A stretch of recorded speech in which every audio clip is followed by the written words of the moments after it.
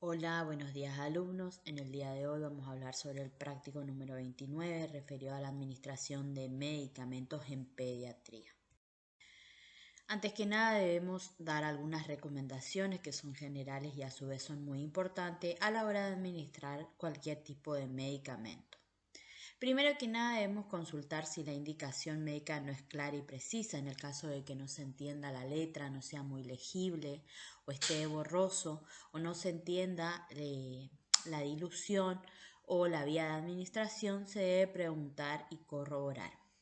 Averiguar si existen antecedentes alergias a algún fármaco en el paciente o si el paciente es alérgico a ese fármaco. Sí o sí debemos preguntar antes de administrar. Si desconoce la medicación, informarse antes de prepararla. Esto quiere decir que si, por ejemplo, no conocemos el fármaco que vamos a preparar, previamente debemos leer el prospecto o buscar en el vademecum, ¿no es cierto?, su forma de dilución, la presentación y algunos efectos adversos que pueda llegar a producir la medicación. Identificar al niño antes de aplicar la medicación, debemos saber que sea el paciente correcto. Administrarla teniendo en cuenta la exactitud de la dosis, o sea, la cantidad exacta, el horario y la vía del fármaco. Comprobar la fecha de vencimiento del fármaco es muy importante. Identificar la jeringa con nombre y apellido, día de administración y la droga o el medicamento a administrar. Una vez reconstituido el fármaco, rotular el frasco con fecha, hora, volumen, tipo de solvente utilizado y su vencimiento. Conocer las interacciones del fármaco, no aceptar indicaciones verbales. Esto debemos tener en cuenta que no se deben, administrar medicamentos que se hayan prescrito en forma verbal. Sí o sí, siempre debe haber un comprobante, debe haber algo escrito para poder administrar. No aceptar, obviamente como dijimos anteriormente, indicaciones verbales.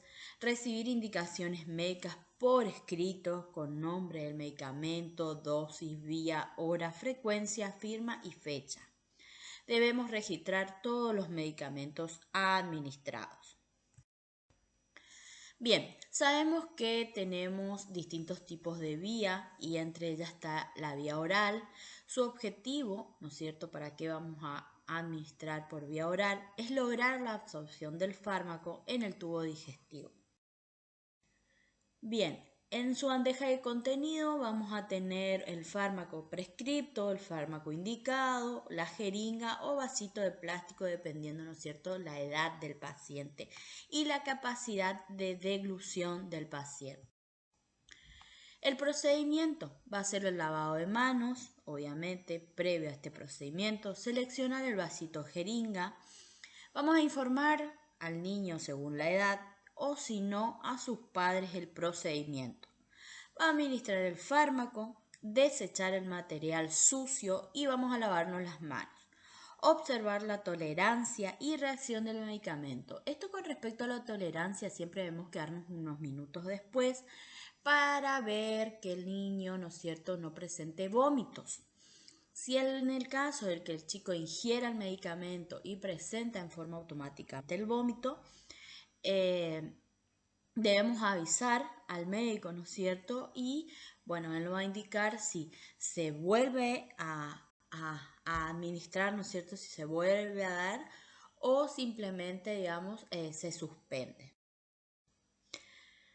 Algunas recomendaciones con respecto a esta vía. Si el niño vomita la dosis, consultar al médico sobre la reposición de la misma, de lo que habíamos dicho anteriormente. Si el niño tiene una sonda nasogástrica, verificar que la misma esté en estómago. Conectar la jeringa en el extremo distal y administrar lentamente con leve presión y cerrar la sonda. Bien, otro tipo de vías es la vía intramuscular. El objetivo es obtener un efecto terapéutico con mayor rapidez que por la vía oral. Lo que tiene el fármaco en vía oral tiene una larga absorción, es más tarda demasiado en absorberse, a diferencia de lo que es la vía intramuscular o también la intravenosa. El equipo que vamos a necesitar: el medicamento prescripto, jeringa de tamaño adecuado, aguja para cargar el medicamento, aguja para inyectar el medicamento según el tamaño del niño, algodón y antiséptico. El procedimiento va a ser lavarse las manos, preparación de la medicación, informar al niño, obviamente dependiendo de la edad que tenga, y sus familiares el procedimiento. Disponer de ayuda para sujetar al niño, si es necesario. En algunos casos, cuando tienen a partir de 4 años, es muy difícil realizar intramuscular, ya que patalean, se mueven, ¿sí? Se tornan un poco agresivos. Colocar al niño en posición adecuada. Vamos a limpiar la zona con el algodón humedecido en alcohol y dejar secar. Aspirar para comprobar si se ha producido punción de un vaso sanguíneo. Vamos a retirar la jeringa y la aguja rápidamente y presionar con algodón el sitio de inyección. Desechar el material sucio, lavarse las manos y registrar en la planilla correspondiente. Método de inyección: seleccionar la longitud y el calibre de la aguja a utilizar para la vía intramuscular según el tamaño y la edad del niño y características del medicamento a administrar. Introducir 0,2 mililitros de aire en la jeringa luego de haber cargado el medicamento. El aire, al ser inyectado en último término, limpiando la aguja, evitará que el medicamento se deposite en la grasa subcutánea. Los sitios recomendados para las inyecciones en lactantes y niños pequeños: elegir la región lateral y anterior del muslo, dado a que no hay nervios en la zona. Asegurar convenientemente al niño, evitando que se mueva durante el procedimiento. Emplear jeringas menores a 2,5 centímetros de capacidad. Insertar la aguja con técnica de jeringa montada en un ángulo de 45 grados y dirigida hacia la rodilla. Evitar el manipuleo de la jeringa delante del niño, ¿sí? No hay que manipular, ya que eso puede producir miedo, ¿sí? El niño se puede tornar muy irritable a la hora de ver el procedimiento. Respetar los principios de asepsia para la limpieza de la piel y para el manejo del material estéril. Tensar la piel e insertar la aguja con rapidez. Aspirar para verificar si no viene sangre.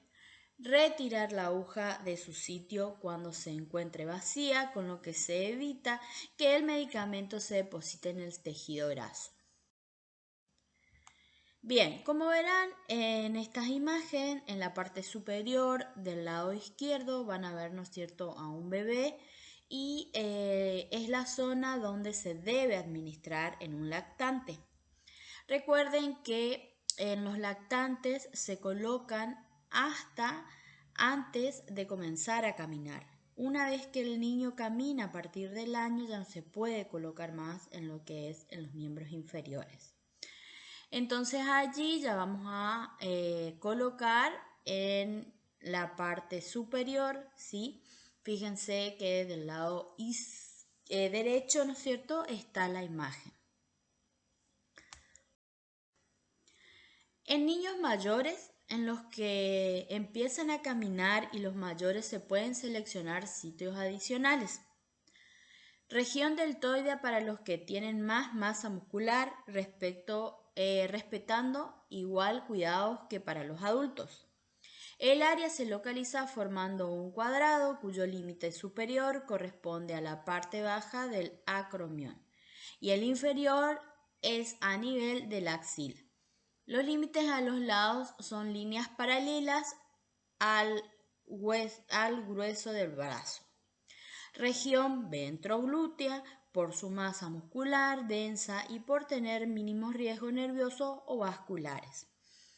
Con el niño en decúbito dorsal se dibuja un triángulo imaginario ubicando la palma de la mano del enfermero sobre el trocánter mayor, con su dedo índice en la espina ilíaca anterosuperior y con el dedo medio desplazando hacia dirección dorsal siguiendo la cresta ilíaca. El triángulo que queda formado entre cresta ilíaca, dedo índice y dedo medio corresponden a la zona de inyección.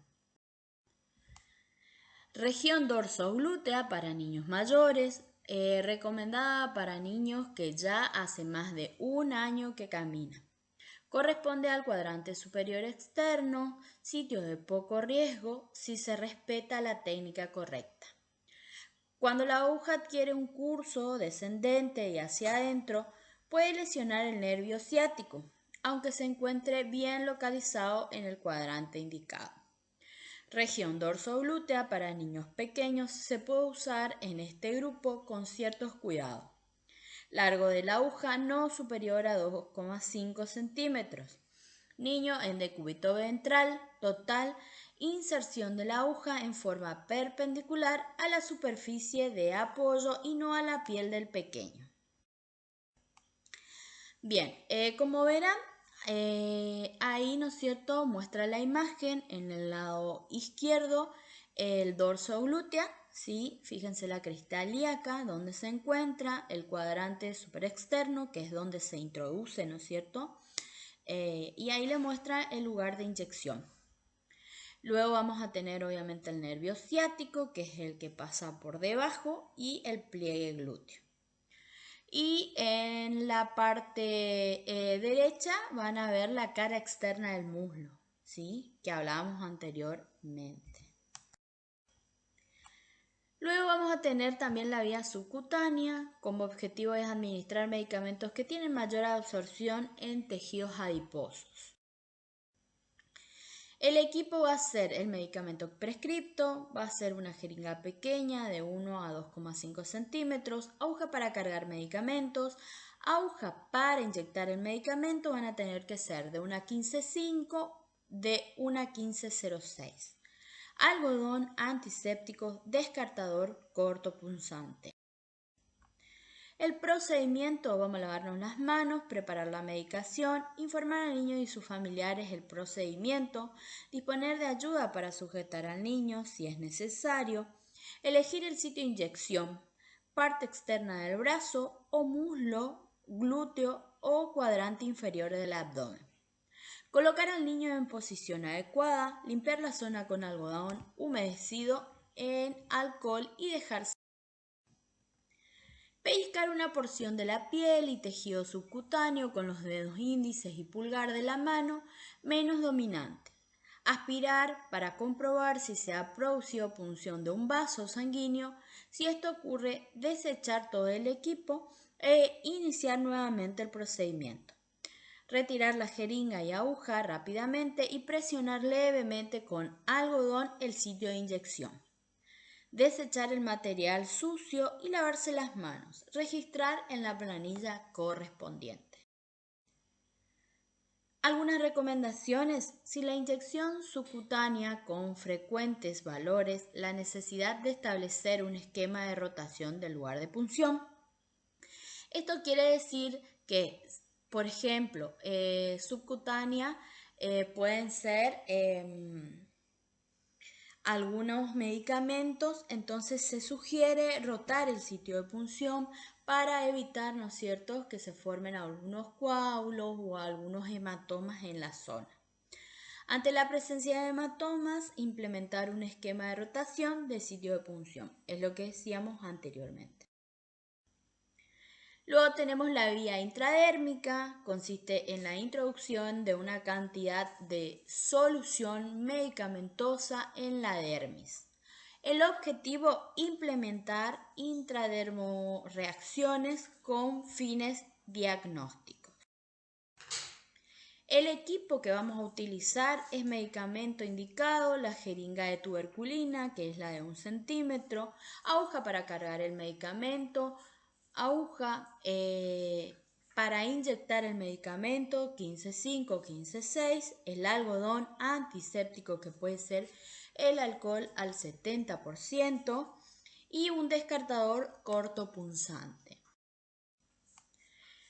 El procedimiento: vamos a lavarnos las manos, preparar la medicación, informar obviamente al niño en el caso de que se pueda o si no los padres o familiar. El procedimiento: observar el estado de la piel, cara anterior del antebrazo, estirar la piel e introducir la aguja entre la dermis y la epidermis formando un ángulo de 15 grados respecto a la piel del niño. El bisel hacia arriba debe ser introducido totalmente.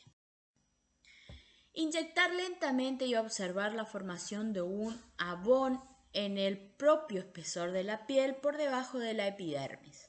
Extraer la aguja manteniendo el mismo ángulo de inclinación que al introducirla. No frotar la zona y aplicar una leve presión unos segundos. Señalar con un bolígrafo mediante un círculo la zona donde se ha realizado la punción. Desechar el material sucio y lavarse las manos, registrar en la planilla correspondiente. Estos tipos de vía, por ejemplo, se utilizan en aquellos pacientes que debemos administrarles, por ejemplo, en los bebés recién nacidos, la BCG. ¿Alguna recomendación en este caso? En el caso de la prueba de la tuberculina, la lectura se realizará a las 48 horas para valorar el área de induración si ésta aparece.